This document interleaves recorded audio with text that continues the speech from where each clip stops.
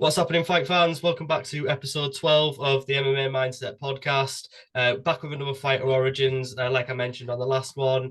And really pleased to say I've probably got the top talent maybe coming out of the UK, especially in the bantamweight division. I know I'm going to piss a few people off by saying that. So yeah, I am sorry, but no, I've got Nathan Fletcher. Thank you very much for joining me, Nathan.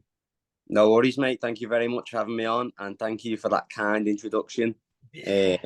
You might piss a few people off, but you've made me happy hearing that. So, uh, thank you very much, mate. That's very No, kind. Okay. not a problem. I mean, I know I've mentioned this to you before I'd even started the podcast at Manchester after your last fight, and really wanted to get you on, mate. So yeah, spot on. I'm just gonna get straight into it, mate. Go on. Obviously, you had your screen time, Cage Warriors, and you made good use of that, and you called your shot. The question is, do you know if you're getting your shot yet? Uh, as it stands, I've not heard anything back. So, on my end, I'll be completely transparent with you. Obviously, I'm trying to get the fight with Kalen. He's got the title in the weight class which I fight in. So that seems the next logical step for me is to fight him.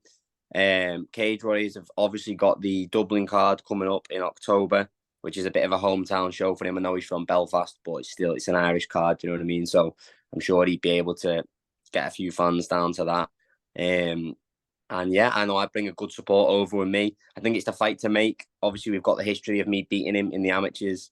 I think realistically, there's a couple of guys coming up through the division. Reese got a win the other week, but still hasn't really fought anywhere near the caliber of guys that I've fought. Kalen's the same. He's beat a couple of good guys. He's beat some really high level flyweights, but he's not beat any bantamweight contenders really. So yeah, that's the fight to make, in my opinion, and in a lot of other people's opinions as well. That's the fight we're trying to get on my side anyway. But I haven't heard a thing back from Cage Warriors or Kalen. I believe he's trying to sit out and wait for a call to the UFC, which I don't think is going to come because they'd have signed him by now if they were going to. So, in my mind, the winner of me and him is getting signed to the UFC anyway. Do you know what I mean? So if he was that confident he was going to beat me, surely he'd take the fight because the winner of me and him is definitely getting signed. So, yeah, I don't know what's happening with it, but I'm training now. I'm always training. I'm staying ready for whatever comes, and hopefully it's a title shot against him. Yeah, exactly. Just obviously going back to records. I've obviously looked through all the records. I like to keep up with everyone's records, and I like to go back and see who everyone's fought and who the people they've fought have fought. And do you think you've got, like, in terms of depth of talent, the best resume out of anyone in the bantamweight division at the moment? Yeah, 100%. I think, well, first of all, like all my fights have been on Cage Warriors. A lot of these other guys have had fights in less promotions and then come to Cage Warriors and had a couple of wins. I've had 9 fights on Cage Warriors now. And if you look at the records of all my opponents at the time, I've beat them. And even since look at the guys I fought and beat. Martin Yoni went on to win the title. Now he's fighting for the second belt. Beat the likes of Brian Booland, who's a veteran of the game. He's fought some of the top guys, got big wins in big promotions. Look at the last kid I beat, Dan Dice, 8-1. The 6-1 the time before that, my opponent was. So the resume speaks for itself. I've definitely got the most credentialed opponents on my resume compared to the rest of them. You see, and like they're beating a bunch of journeymen until they get into Cage Warriors, and then having a couple of wins against, like you say, flyweights in Kalen's case, and then Reese has beat again a bunch of nobodies, no legit contenders. So yeah, my resume is definitely the best out of the 3 of us. Yeah, exactly, and especially like you'd only just turned 25 as well this year. Like you've and even at amateur level, I'd look like you're looking at your record. You'd never fought any like suspect guys at the amateur level. Really, it's like it's never been like a losing record that you've come up No. against. So I think that kind of speaks levels of your talent. Obviously, if they don't offer the Cowland fight, the logical thing for that would be to have you and Reese versus each other for the number one contender fight, which would like break my heart because I've got a lot of time for you. I've got a lot of time for Reese. I won't want to watch that fight. I just be like, I'll just deal with who wins it in the end. But do you think that'd be like the logical step for you if Cowland doesn't want to fight? Yeah, I think so, but it's looking like Reese is wanting to fight in November on that Newcastle card, and I'm not waiting until then to fight. So, what I mean, I fought in April, and my fight went not even around. I come out completely unscathed. I'm hitting a really good stride of training at the minute. I feel in phenomenal shape. I feel very sharp. So I'm looking to get out there sooner rather than later, to be honest. I'd wait for October if it meant getting a title fight, because I know that winning that would then get me signed to the UFC. So that's the only thing I'd wait for. If it's not then, I want to be out earlier. So ideally, I'm looking at Manchester if I'm not getting the title fight. So if Reece wants to do it in Manchester, then I'd happily oblige and take that fight as well. And then maybe turn around quick and do Kalen as well in his backyard as well. So that's an option that I'd be willing to take. Yeah, that would be class. I mean, I don't know if I'm going to be able to get to the Dublin card because it's a lot of money, but I'm definitely off Manchester, definitely off Newcastle. So either of them, it'd be class to see you fight there. Were you impressed by Reese's victory the other week? Because he did look phenomenal. He dominated the fight. I didn't know too much about the opponent. I didn't know like what his. I see that smirk on your face straight away. Go on. Yeah. But I'm not going to discredit anybody. This guy's getting in there. Obviously, I've got respect for him because he's anyone who gets in there and puts it on the line. Fair play to you, because I know what it takes to do that. But again, like caliber of opponent, who was that guy? I've never seen him before. I'm not the tallest, and he was about 4'11", maybe pushing 5 foot at best, another flyweight. That being said, you can only beat who they put in front of you, but I don't think Reece looked phenomenal in that fight. I think he got taken down a couple of times by the kid. He played it very safe. There was positions where he could have opened up with heavier ground and pound. I think he just kind of bided his time and played it a bit safe. For someone at that level, I feel like he should be going out there and making a statement and dominating them. And it was a bit of a lackluster performance, in my opinion. So I wasn't very impressed with it, no. That's fair enough. I can see it look on your face straight away. I was like, okay, I'll just let you go. So going back to Cowland, obviously you hold that win over him at the amateur level. I mean, it's really weird because like the two guys who are basically known as the top two contenders in the bantamweight division both hold wins over the current champ. It was at amateur level, but at the end of the day, amateurs are just basically pros now, but with bigger gloves on and you can't elbow. So how much confidence does that give you to go and get that fight and finish it and look unbelievable against him and just get the same result as you did last time? And do you think you still match up well against him? I know a lot can change, but like, how are you feeling about that potential fight in terms of confidence and how you're matching up? Yeah, I'm always confident no matter who I'm going in against. Obviously, having a win over someone is another level. And then again, added on to me confidence with that. That fight was maybe 4 or 5 years ago now. So obviously, a lot can change in that time. And Kalen's trying to make a case for, he's moved gyms since then and he's improved loads. But in actual fact, if you look at who he's fought since I beat him, a bunch of crabs, nobody any good. So I don't know where the leveling up's occurring. All right, it's occurring in the gym, fair enough. But you think I've been sat on my arse for 5 years, not improving? I've been training at a higher level facility at Next Gen. I think that's the best team in Europe by far. And I've been fighting legit, like, each way along, gradually increasing in difficulty opponents, whereas he's fought a bunch of cans and then a couple of half decent guys. Do you know what I mean? So if we're making a case for who's improved more over the last 5 years, I think it's blatantly me.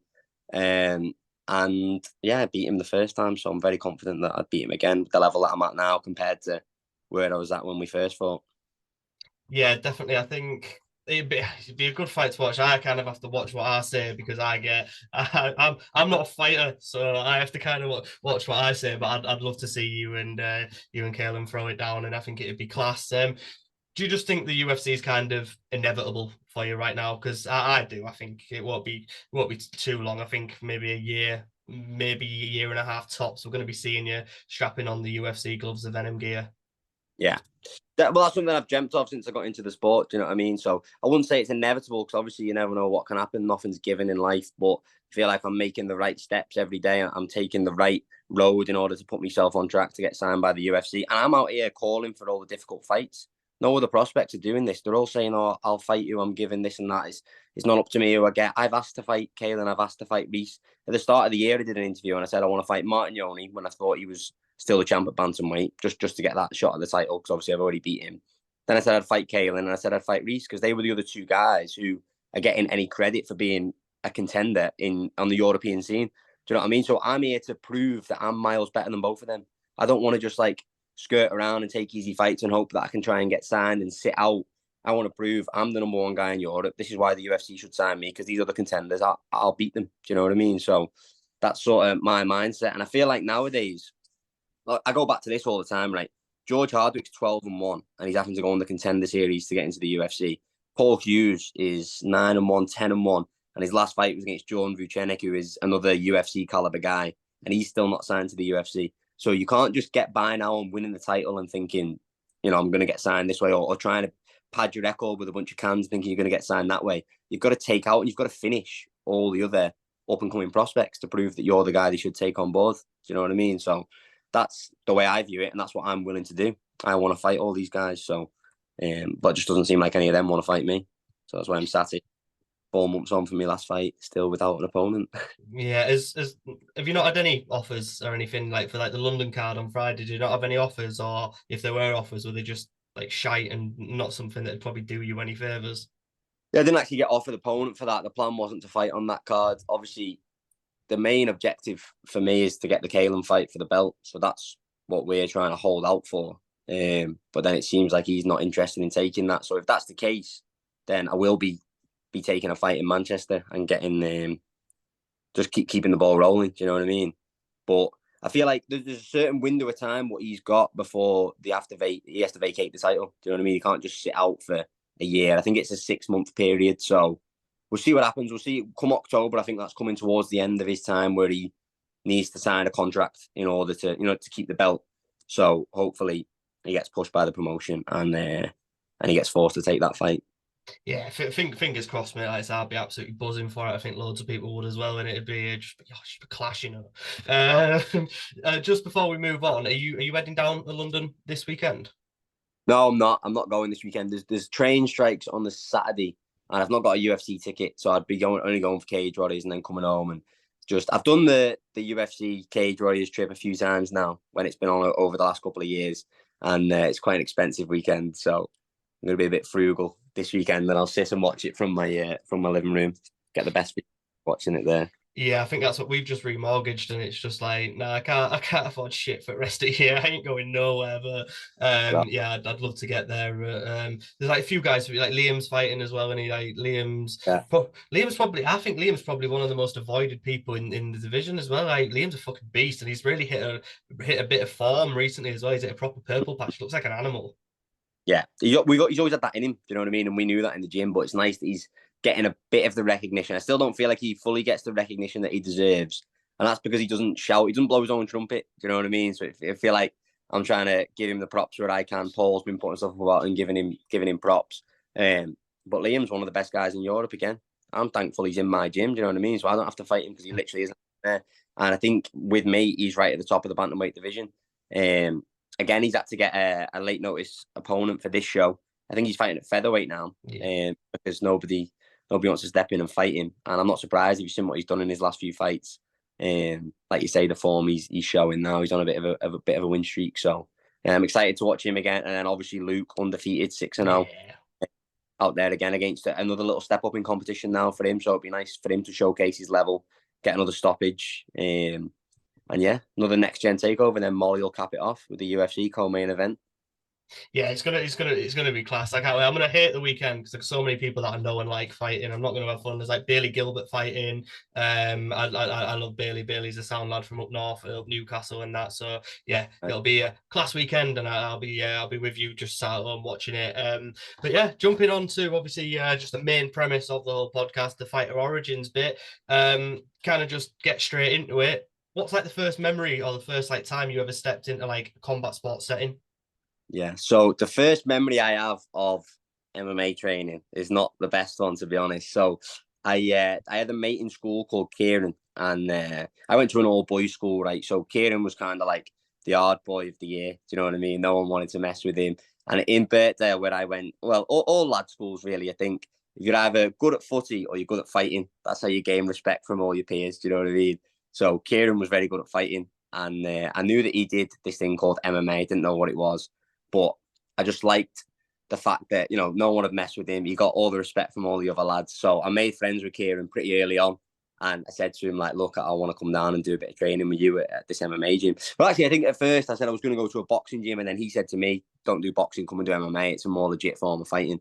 So I was like, go on, sound. And it was a Tuesday evening. I went down with him after school to the MMA club. We walked from his house, I remember it. It was like a good half an hour walk as well to get down to the club. And we did a grappling session. and Kieran tapped me out about 15 times in a 5-minute roll. I literally felt completely helpless. I didn't know how to defend myself. Didn't know how to get out of any of the submissions that he was putting on me. I got my ego checked, you know what I mean, pretty early on.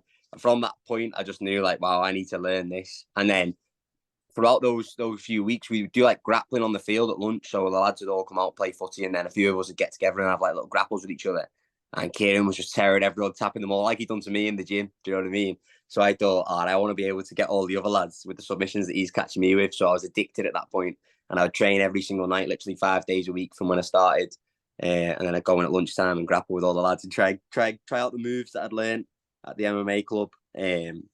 So that was how I got into the sport. And then essentially the club we went to was a very small gym. It's called the Dog Pit in Southport, right? And it was there was maybe sometimes there was like 2 or 3 of us in the gym turning up to train. There wasn't many lads there.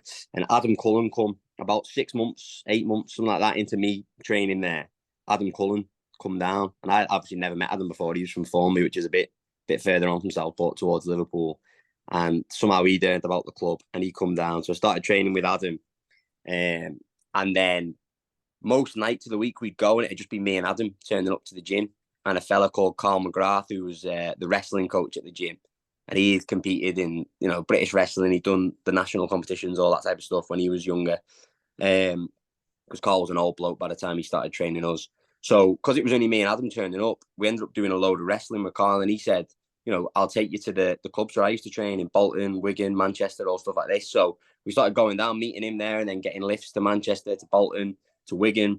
And that's where we went to Aspel Warriors and met Charlie Bowling, who ended up being like a really good friend of ours and like our wrestling coach, essentially. So then me and Adam ended up doing, just by chance, we wanted to do MMA, but because no one was turning up to the gym in the situation and we were training with Carl, we ended up competing in freestyle wrestling for a couple of years, maybe like 2 or 3 years.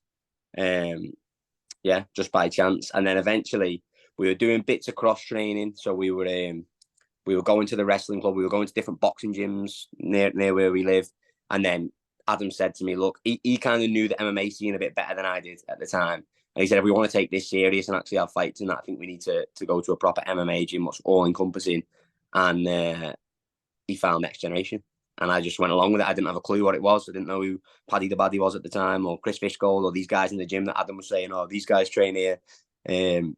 So turned up, and then that was about, I get confused, I think about 7, 8 years ago, maybe 7 years ago. And never looked back since. Best decision we ever made. So that's from there up until joining Next Gen, the story, the journey. Yeah, it's a good gym to stumble into, isn't it? Like, it's a good gym to rock up to, especially like Chris, like absolute legend, like vet, like absolute hero. Like, I actually Chris Fishgold headlined the first ever card that you fought on Cage Warriors. Yeah, Chris was in the main event. Do you know who else was on that card that you made your amateur debut on? Jack Della Maddalena. Was he really? Genuinely, mate. I was looking through it earlier on, and I was like, eh? I was like, how's that work? The guy's an Aussie or wherever. I was like, how's that worked? But yeah, that card that you fought on for your first fight against Sam O'Connor was Sam O'Connor was ICFC, so the Cage always want to be Reese. Reese McHugh, yeah. You had Lee Chadwick on it, Chris Fishgold, Soren Bach, Molly McCann, Mick Stanton, Jack Della Maddalena for some reason. Who was he fighting? James Duckett.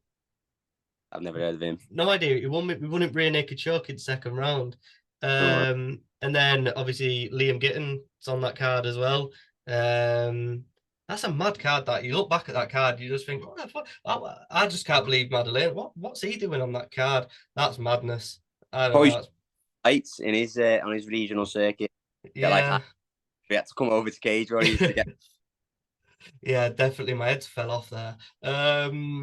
So yeah, obviously going back to Next Gen, like what's that atmosphere like in that gym? Because there's so many big characters and so many personalities. I can imagine it's just class, like a proper laugh to be at, like proper family. What's it like, and what does it do for you being at Next Gen? Yeah, well, obviously it's brought me to the position I'm in now, so I'm very grateful for stumbling upon that gym and just trusting Adam's instincts. Like I say, I didn't have a Scooby Doo. when we walked into the gym what level of training we were going to get. Do you know what I mean? And it just happened that we stumbled across the best team in Europe. You know what I mean? But yeah, the energy is great. Obviously, we've got a lot of big characters in the gym. The main thing that I take away from Next Gen, which I've realised recently, right? So a couple of guys been coming and training with us from other gyms. You know, they drop in every now and then and come back and do a couple of sessions here and there with us. And the way they all say it is like no other gyms are training with the systems in place that we've got. And I assumed everyone would train like this because it only makes sense to me to have a very structured training program where you've got kind of every possible scenario that you can find in an MMA fight, and then we drill through all those high percentage positions all the time, whether it be grappling positions against the cage, striking sequences. We look at the statistics, well, our coaches do anyway, and we break down like the most common submissions, most common place for knockouts, what punches are getting thrown, what kicks are landing, and then we base our game around creating systems that those high percentage things tend to fall into. Do you know what I mean?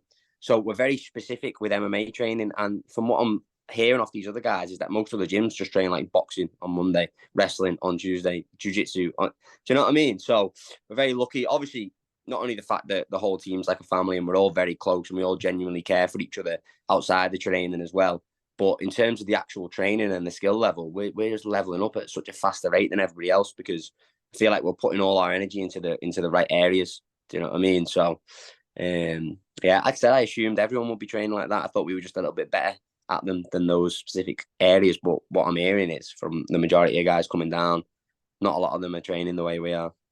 No, exactly. Like I've been looking at getting back into training and looking at different like gym like timetables and stuff, and it's like no gi on a Monday, kickboxing on Tuesday, and then they'll do like one session of MMA a week, and I'm like, but surely it's putting it all together. Like, and you should be learning grappling, but not like grappling as in because in grappling you can hold on to a heel hook in like a no gi competition and you're not going to get smashed in the face, but Yeah. in MMA you're going to get smashed in the face, so that's perfect way to do it. I think just put it all together, keep it all together all the time, and then you only get better at the sport that you're competing in. So yeah, I agree with that. That's the only way to do it, in it really, Yeah. because like not applicable jiu-jitsu, or there's elements of it in MMA, but it's MMA, it's jiu-jitsu for MMA. You know, in boxing, there's elements of boxing that you use, but the stance is slightly different. The Thai boxing, the wrestling, it's all mixed martial arts. Do you know what I mean? So you've got to kind of train it with that. You can't just wrestle without the threat of punches and knees. You can't just strike without the threat of getting taken down because it changes it completely. So that's like you say, best thing to do is train MMA every day, all day, every day. Yeah, exactly, mate. Had you before? Obviously, you and your mate were well. Your mate took you to Jits. Had you ever been like watched like the UFC and stuff like that? I had no idea what MMA was. I never grew up in a family where combat sports was pushed. You know what I mean? I never was taken to boxing as a kid, or I might have done the odd karate lesson. I think I went to a couple of karate classes because one of my mates from primary school was doing it, and he was just my best mate. So I was like, oh, can I go to here with Callum? At night time. But I never. Growing up, I played football and I did gymnastics. So I do credit gymnastics quite a lot as well. I think to my athleticism because I feel like a big part of grappling, especially being able to control other people's bodies, is having good control over your own body. And I did gymnastics from a young age, so I feel like that built a lot of core strength and like balance, agility, all these things which are good attributes for fighting as well. So I didn't do any combat sports as a kid, but I did gymnastics, and I feel like that set me in good stead to go into combat sports when I turned about 13. I think I was 14 maybe when I started. Yeah, I think that's a maybe I know obviously you probably want to get in it as early as possible, but I think like 13, 14 is a good age because you kind of got your head screwed on. Well, I'd say head screwed on. You kind of got you know what you want to do, and you know if you get into something, then you're gonna love it. And like I said, was it just a case of you were kind of hooked straight away? Like and it's like that whole getting tapped by your mate. It's like yeah, shit, you don't want to let him get one over on you and that. But do you think you Yeah. were like born to do this? It just took a while to kind of get to that point. Yeah, I don't know if I was necessarily born to do it, but I would say that I don't even know if I believe in that type of stuff. But my environment probably shaped me towards that. I had an older brother. I've got two brothers, and my older brother, he probably hate me for saying this, but he used to beat me up all the time. You know, when we were kids, like he would. He was a bit of a bully. So not in like a bad way, but just in like a big brother way, as they do. So I was always very competitive because I never used to win against him, and I used to hate it. He used to, eat me up inside. So I feel like I've always had a competitive drive, even no matter what it was, if I was playing football or going to the gymnastics club, whatever it is. From a young age, I remember But even when I did gymnastics, right, and I wasn't a great gymnast, I was not like a GB level gymnast or anything like that. I was very bang average gymnast. And I would have days where I'd go down on a Saturday and I'd try and stay behind after the training and like practice routines and go on the bar and visualize like competing in the Olympics and stuff, which I never had any chance to do it. Do you know what I mean? But in my head, I was delusional. And I'd like, I remember a specific session where I was like setting myself and like practicing this bar routine and thinking like, oh, I'll nail this. I'll end up doing this in the Olympics one day.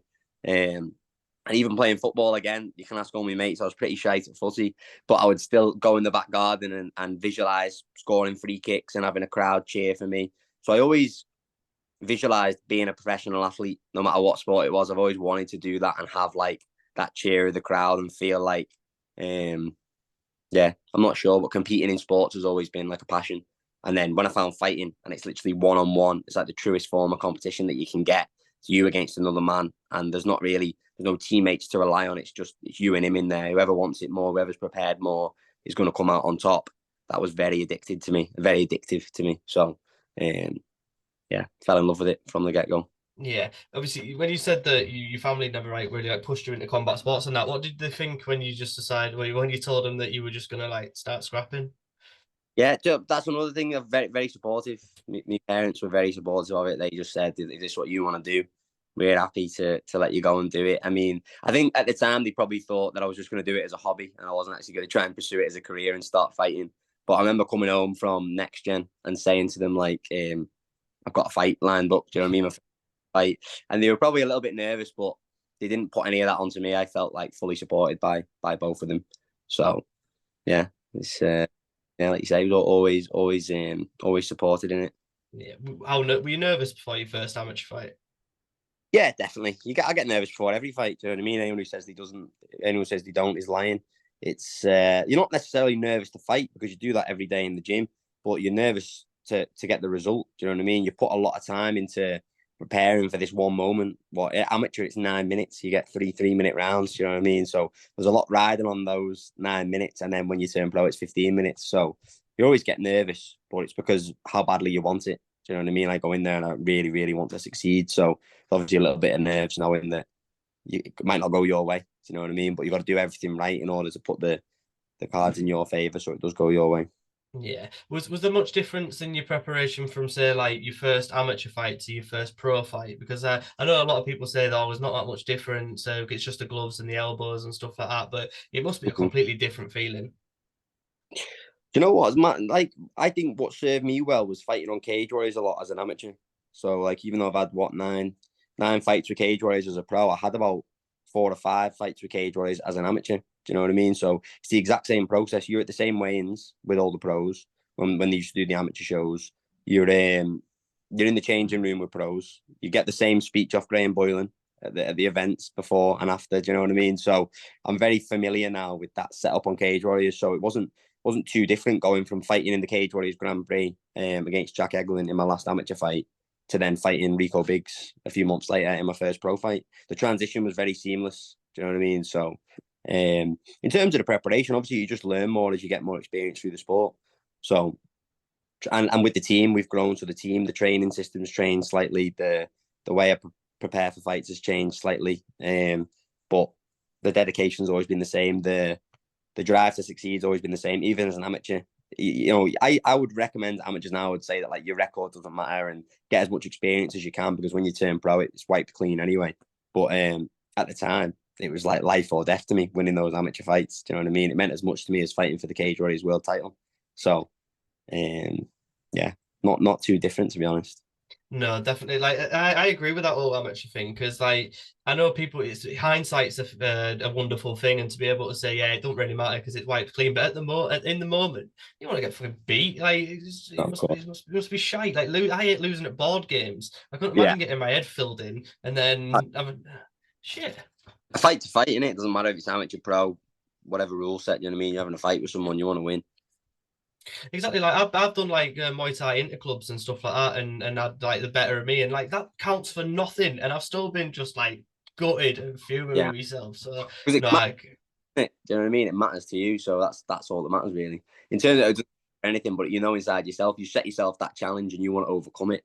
So internal in it really, but yeah, it means like I said, inter clubs, amateur fights, pro fights. They're all competitions. They all mean the same. Yeah, definitely. How did like obviously like Molly and Paddy have gone woof, like I've not seen anything like it. How much has that like changed the gym over like the past couple of years? Because I can imagine it's had a bit of an impact on the gym. Like Paddy and Molly have so many eyes on them now, and it must be a bit different to how it was maybe when you first met them and you first started training there. Kind of. I think in a sense it's changed because there's more. We've got more resources now. There's more money going into the gym. More successful. Um, there's higher stakes on the line. So these big fights, we're like leveling up as a team in order to prepare Paddy and Molly for UFC caliber opponents. Do you know what I mean? Whereas in the past, it was always Cage Warriors was the pinnacle of the gym. Now the UFC, we got 2 stars in the UFC. So even for the way through to the grassroots of the kids coming up in the gym, they've got that to look up to. Do you know what I mean? So I feel like everybody's training has been elevated by them being in the best league in the sport. In terms of like media attention and stuff, yeah, obviously we always have cameras and stuff in the gym. There's always people coming in wanting to do interviews with Paddy, Molly, Leah. Shem's got a bit of a big following now. Yeah. But you get used to that. Do you know what I mean? And the training is what comes first. So if there's ever any cameramen trying to come in and step on the mat, Paul Rimmer tells them pretty quick to get out the way and don't interrupt the training. Do you know what I mean? So, and again, even when I first went to the gym, Paddy was a pretty big around Liverpool already, just based off his Cage Warriors fights and like Paddy's early Cage Warriors career. They were all on BT Sport. Yeah. So when he was coming up through the ranks, he got like a big audience pretty early on. Through when he said like Scousers don't get knocked out and all stuff like this. That was that kind of was his first little rise to stardom in Liverpool. Do you know what I mean? And then obviously he's gone on now to be like a global superstar. But there's always been a bit of a presence around him already from the minute I joined the gym. Do you know what I mean? So not too different, just better. Just keeps getting better. Yeah, and I think it's just gonna keep getting better as well. Just before I wrap things up, what I used to do is I used to do like would you rather questions and that, but I think they go off on too much of a tangent. And I just wanted to go like I love music. Like I listen to music all day, every day. I sing in the car, I sing in the bar, I sing all the time. I just want to kind of like get a little bit off you. What's your gym playlist look like? I don't have any choice in that because Paddy's always done. So we're listening to old school Eminem and all before my time. Do you know what I mean? It's all 90s rap what they put on. So, but if I had it up to me, I'd get Lil Baby, Lil Durk. Do you know what I mean? New school rappers. We get a little bit of Stormzy going through speakers, which is not bad, obviously. Paddy and Stormzy are boys now, so do you know what I mean? They get a bit of Stormzy on. But like I said, mate, I don't have reins of the speaker. It's either Paddy or Molly when she's in camp. Molly gets some good tunes. So she gets a bit of Stone Roses, stuff like that, a bit of the, you know what I mean? A bit more, what's the word, like indie rock. That's my So music. That's my music right there. It didn't. So I feel like me. I feel like I could train with Molly's tunes on. But no, mate. That's been class. I've really enjoyed that, mate. And like I said, it's been great learning about you and that story about scrapping with your mate. And then that's kind of what spurred you on to not kind of get beat again was mint as well. So no, I just want to thank you so much for coming on again, mate. And like I said, I hope you get that fight against Cowland because it's yeah, please. I just really want that to happen. And yeah, like I said, mate, just once again, just thank you so much for coming on. And like, yeah, I hope I'm really at your next fight. brilliant. Thank you very much, Chris. Cheers for having me on, mate. Yeah, not a problem. Yeah, fingers crossed, mate. Like, so I'll get this posted. I'm gonna do a regional roundup on Saturday of the Cage Warriors London card, so that'll be class. Get that posted out. But no, go follow Nathan if you already don't, because I think most of you will. Because like I said, this kid's going to be in the UFC in the next year. And like I said, like, subscribe, all that shit, and follow me on Instagram. That'd be great. But no, thank you very much for watching, guys, and you all take care.